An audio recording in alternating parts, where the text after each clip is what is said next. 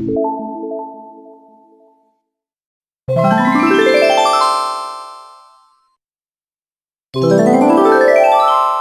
aí, tudo bem? Começamos mais um ano e começamos com um guia de estudo novo, novinho em folha. O tema do nosso estudo hoje, a recapitulação da lição, ela vem trazendo o assunto do livro de Isaías e o título que foi colocado para que nós estudássemos durante a semana foi Crise de Identidade. Não poderia haver título melhor do que este em um tempo em que vivemos em um mundo líquido, não é verdade? Onde as pessoas não reconhecem a sua própria identidade. Mas aqui a lição ela vai tratar da crise de identidade do povo de Deus. Por incrível que pareça, o povo de Deus se esqueceu de quem eles eram e esqueceram a quem eles pertenciam. Bora lá? Vamos estudar?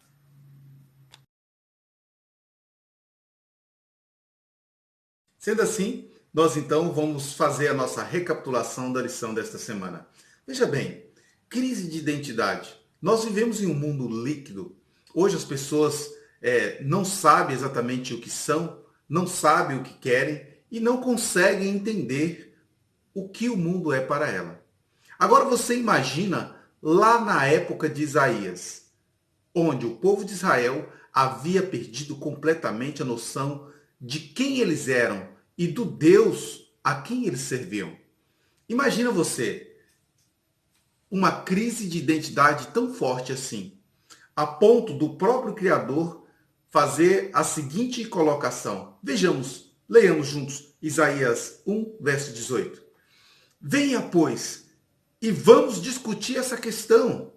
Ainda que os pecados de vocês sejam como a escarlata, eles se tornarão brancos como a neve. Ainda que sejam vermelhos como o carmesim, eles se tornarão como a pura lã. O povo andava disperso, como ovelhas que não têm pastor. O povo andava disperso como animal que não tem um guia. Só que a palavra de Deus diz assim, que o boi conhece o seu dono e segue o seu dono. A jumenta conhece o caminho da sua manjedoura, mas o filho do homem, o homem, não sabe, não consegue distinguir a mão direita da mão esquerda, não sabe quem é o seu Deus. É nesse contexto que Isaías estava vivendo, e é nesse contexto que nós vamos discutir um pouco mais aprofundado da nossa lição. Imagina você, o Criador, te chamando para discutir o assunto. Venha, vamos arrazoar, vamos conversar, vamos nos entender aqui. O que está faltando para você? O que eu não consegui atribuir a você? É exatamente assim. Quando você discute com o seu filho, ou o seu filho discute com você, e que sai bravo, e aí você chama ele e diz, filho, vem aqui, eu quero conversar com você. Deus fez exatamente isso. Deus chamou o povo de Israel para ter uma conversa paternal, uma conversa de amor. Interessante, né? Aí, Isaías diz que lá no verso 1, no capítulo 1 ainda, no verso 1 ao verso 9, Isaías faz o seguinte comentário. Escutem, ó céus, escutem, ó terra. Isaías está chamando como testemunha os céus e a terra. Por que ele fez isso? Ele fez isso porque naquela época era comum que os reis hititas chamassem alguém para ser testemunho de uma aliança que ele estivesse fazendo com um povo mais fraco, para que houvesse validação daquilo. Mas Deus é o Criador, Deus é o Rei Supremo. Então, o Criador não tem ninguém que possa testemunhar. Ele não teria ninguém que pudesse ocupar esse lugar de juiz na vida entre ele e o povo de Israel, entre ele e o teu povo. Por isso, ele chama a sua criação como testemunha. Ele chama os céus. e chama a terra como testemunha de que ele estava fazendo ali uma aliança com o seu povo. Legal isso também, né? Eu gostei demais. Outro ponto interessante, ele fala dos rituais pobres. Sabe, às vezes a gente costuma dizer que, nossa, eu fiz uma oração, mas parece que não saiu do teto. Não é dessa oração que ele está dizendo. Embora cada um em particular sabe como estar com Deus, mas ele está dizendo aqui de algo muito profundo. Eu te explico. Ele diz que os rituais pobres eram que aquele povo fazia jejum, fazia oração, fazia clamor. Aquele povo fazia de tudo, menos o essencial. Aquele povo era injusto, aquele povo tinha as mãos sujas de sangue, aquele povo fazia negócio desonesto, desprezava o órfão, a viúva, não estava nem aí para nada. Então, as orações daquele povo não tinham sentido. Eles não viviam a verdadeira religião. Mas Deus chama. Lá em Isaías, ele fala, purificai-vos. Ou seja, passa a fazer o bem, deixa de fazer o mal e faça o bem. Essa é a cura. Tá vendo? Que existe, para cada mal, existe uma cura. Mas para isso, o homem tem que decidir que quer receber a cura. Caso contrário, isso não vai ocorrer. Sabe por quê? Você lembra lá quando Abraão havia se separado de Ló e Ló havia saído para as terras de Sodoma e Gomorra? Lembra disso? E o anjo do Senhor, o Senhor chegou até Abraão e conversou com Abraão e disse, se tiver 50, eu não destruo. Se tiver 30, se tiver... E foi diminuindo, até que, enfim, não tinha como, teve que destruir. Ele estava arrazoando com Abraão. Ele foi conversar com Abraão a respeito da situação. Deus, ele não te castiga sem antes te mostrar o seu erro, sem antes te dar uma chance. Deus, ele te dá chance. Por quê? Porque Deus quer te perdoar. A maior vontade de Deus, aliás, é uma vontade já executada, que é o perdão, porque Deus amou o mundo de tal maneira que deu seu Filho unigênito para todo aquele que nele crê não pereça, mas tenha a vida eterna. Ele deu já o seu Filho como um ato de perdão, porque ele nos amou primeiro, antes de estarmos em condições de ser salvos, antes de estarmos em condições de sermos chamados filhos e filhas de Deus. Ele já havia nos amado. Mas os pecados, eles obscurecem a nossa vestimenta diante de Deus. Eles se tornam como algo sujo, sabe? O pecado é imundo, é sujo. Por isso que ele fala, aconselho que compre de mim vestes. É por isso que ele fala que ainda que os seus pecados estejam vermelhos, né? Vermelho porque eles matavam, eles faziam coisas desonestas, então estava sujo. É que você esteja impuro, eu vou te tornar como a lã. Isaías 18, ele vem trazendo o argumento do perdão. Aliás, Isaías 1, verso 18. Ele vem trazendo o argumento do perdão. Ele não quer sacrifício de tolo, ele não quer promessas tolas. Não adianta você fazer 1001 promessas para Deus.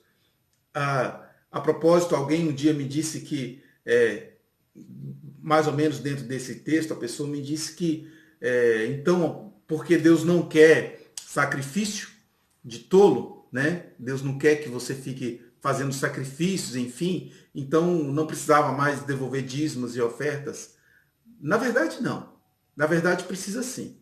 Na verdade, você precisa fazer isso, ajudar o pobre, a viúva e os órfãos, sem deixar de fazer aquilo. Você tem que fazer as duas coisas. Esse é o ponto. Eles estavam fazendo uma coisa e deixando de fazer a outra. Ele quer que você faça as duas coisas. Entende? Então, o pecado do povo poderia se tornar branco como a neve, né?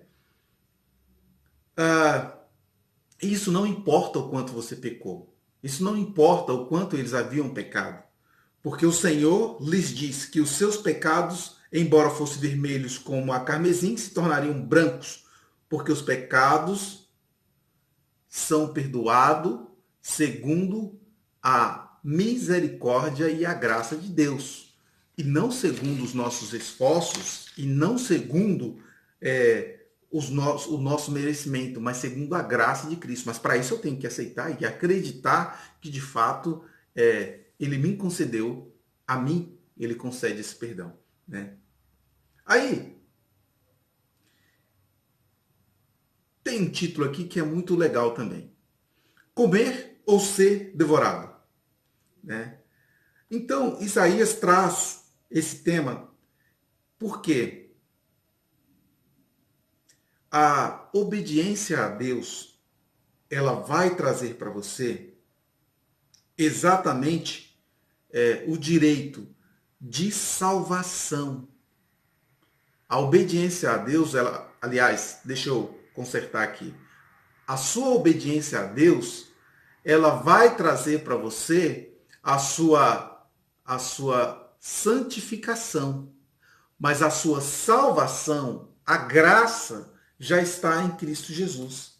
Logo, o tema de Isaías 1, versos 19 ao 31, é visto como a bênção mediante a obediência e a maldição em caso de desobediência. Ney, o que é isso? Então você está dizendo que eu só vou ser abençoado se eu for obediente? Infelizmente, para algumas coisas, como está apontando aqui, as bênçãos vêm mediante a obediência, sim. Como você viu, não adianta você fazer, ajudar as viúvas, ajudar os órfãos, ajudar os pobres, mas fazer isso da boca para fora e não do coração. Fazer isso sem temor a Deus, fazer isso sem amor. Vai ajudar? Vai. É benéfico? É benéfico. Mas com relação à sua salvação, não vai ter nada a ver. E não adianta também você ser um fiel dizimista, um pactuante, se você não estende a sua mão para ajudar o próximo quando necessita. Entende? Isso é muito forte. Se você observar que a estrutura lógica de Isaías 1, verso 19 e 20, se o povo escolhesse obedecer a Deus, comeria o melhor dessa terra. Por outro lado, se recusassem a sua oferta de perdão e restauração e se rebelasse contra ele, seriam devorados pela espada. Simples, não é verdade? Então, ser devorado pela espada é quando você, pela sua desobediência, você se afasta de Deus. Deus nunca se afasta de você, mas você sim se afasta de Deus. Aí, tem um outro título também que é impactante. Um sinistro cântico de amor. Bom, nesse cântico, ele vem falando aquela história da vinha. Ele começa dizendo, vou cantar para o meu amigo, né? Vou contar a história do meu amigo, que ele plantou uma vinha, e nessa vinha, antes de plantar, ele preparou todo o arsenal ali para a vinha. Criou até um lagar para poder pisar e tirar o vinho e tal, enfim. E aí, a vinha, ele esperava que desse fruto bom, mas aquela vinha começou a dar fruto ruim, frutos amargos, frutos podres, frutos que não teriam valor comercial, não teria valor para o uso pessoal. Era uma vinha ruim. E aí, no final do verso, ele coloca, ele aponta dizendo o seguinte: olha, sabe essa vinha? Essa vinha é Israel. Gente, olha só, eu fiquei meditando nisso por diversos momentos, pensando nesse verso, por um bom tempo. Eu gostaria que você pensasse também nesses versos aí de Isaías. Vai lá, medita em Isaías 5, do verso 1 ao 7 e pensa. Se coloca no lugar de Israel.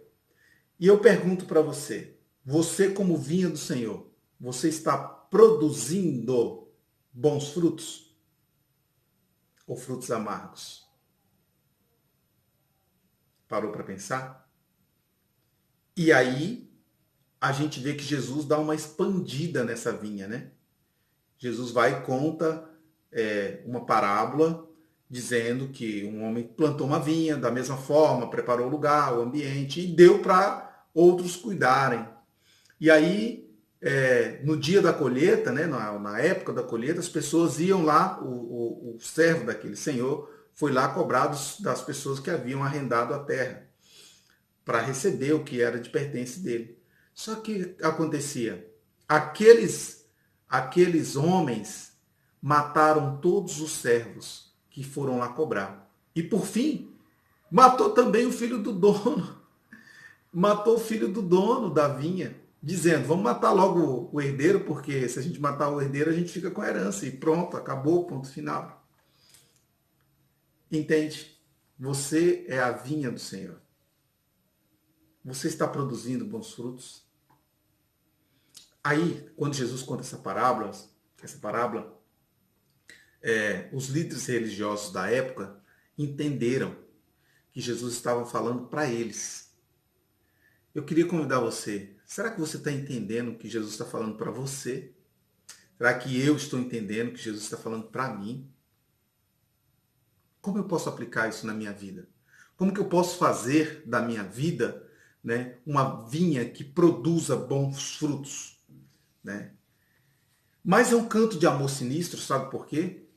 Porque lá no final dos versos, lá nos versos 6, 7, ele fala que Deus faz de tudo para salvar o ser humano. Ele faz de tudo para salvar o ser humano. O sentido dessa parábola é isso. Deus não mede esforços para poder te salvar. Sabe? Estamos começando o ano. Eu não sei se você que está assistindo esse vídeo comigo agora, eu não sei se você é um líder da igreja ou não. Eu não sei se você está, se você se batizou ou não. Não sei se você é adventista ou não. Eu não sei. Mas de uma coisa eu sei. Você faz parte desta vinha.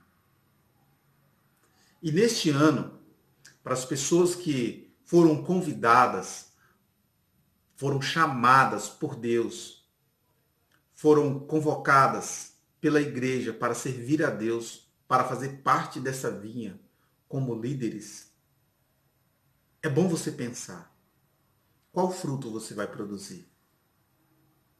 Nem eu não tenho cargo, eu vou ficar sentadinho aqui assistindo as programações da igreja. Seja muito bem-vindo, meu amigo. Sente aí, mas não deixa de vir na igreja. Mas se você tiver uma oportunidade de falar desse Deus amoroso para alguém, fale. Se você tiver a oportunidade de demonstrar este amor de um Deus maravilhoso para um outro alguém, faça. Lembra das viúvas? Lembra dos órfãos, dos pobres e dos necessitados? Sirva a Deus com tudo que você é, com tudo que você tem, com toda a sua força e com todo o seu entendimento. Nesse ano de 2021, viramos a página. Estamos começando um novo ano e desejamos que assim as pessoas conheçam mais de Cristo. Mas para que elas conheçam mais do amor de Cristo, desse Deus perdoador, você precisa entender o amor. Você precisa viver o amor. Você precisa ser parte deste amor. Entende? Vai lá. Ame alguém, sinceramente. Um grande abraço. Esse é o nosso resumão da lição. Espero que tenha aproveitado e na próxima semana faremos outro resumo legal para você, tá bom? Um abraço.